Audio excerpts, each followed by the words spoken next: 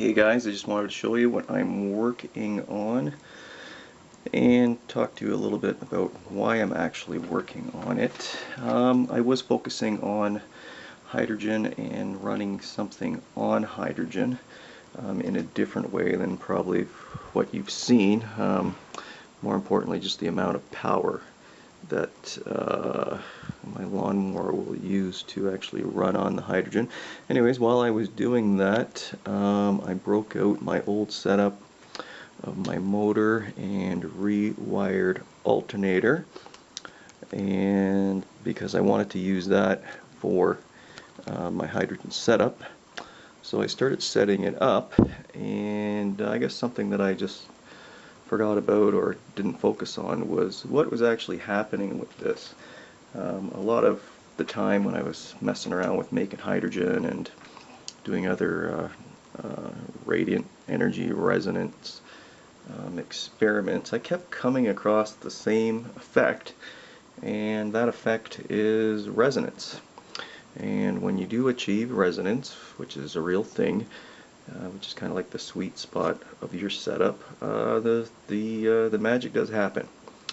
So I've been kind of looking into that a little bit further, and again, like I said, while working on this setup to run the lawnmower, I noticed a few anomalies, and I just wanted to talk about it and show you guys what's actually happening.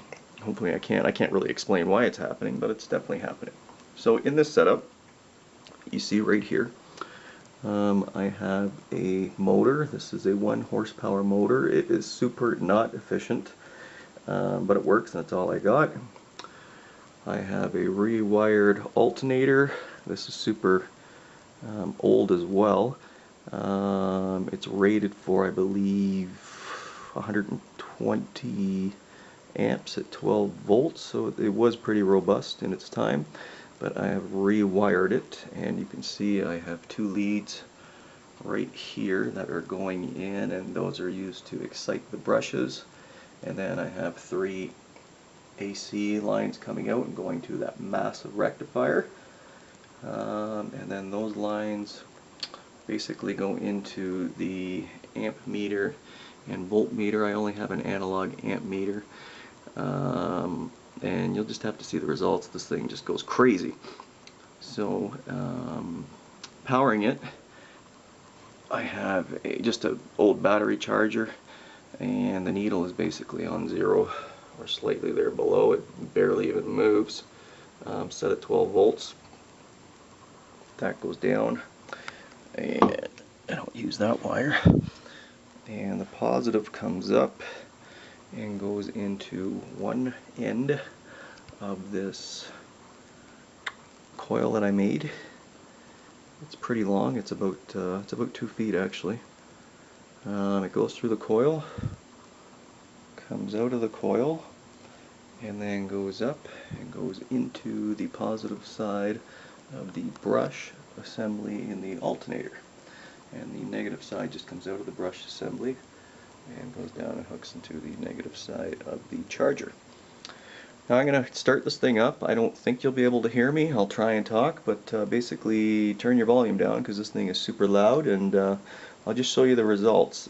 Basically what I'm going to do is, because I don't have a circuit right now, which is something I need to talk about, my circuits just keep blowing up. It doesn't matter what I do, they work for a bit, and once I hit resonance they basically just fry. They work great for a while, then they fry. I don't know why, I don't have any idea. But that said, I need to buy a couple of special circuits that I need to order and have built and make sure they're done professionally, and that's going to cost some money, which I don't have. So I'm really hoping that if any of you out there can possibly donate to help the project, I would absolutely appreciate it, and continue to share this with you in as much detail as I possibly can. It does work, but you do have to hit kind of the sweet spot, and it's hard to hold when you don't have the proper circuitry. Basically what I'm going to do to try and hit the sweet spot is I'm going to take this connector right here and hit that connector, and you will see hopefully the spark. It's not big enough to make a spark gap, I don't think, but it is basically a spark gap. And once I do get the proper rhythm or frequency, you will see the high voltage just crank up to over 1,000. Sometimes over 2,000, sometimes it pegs the meter. That meter right there goes up to 20 amps. It bounces all over the place.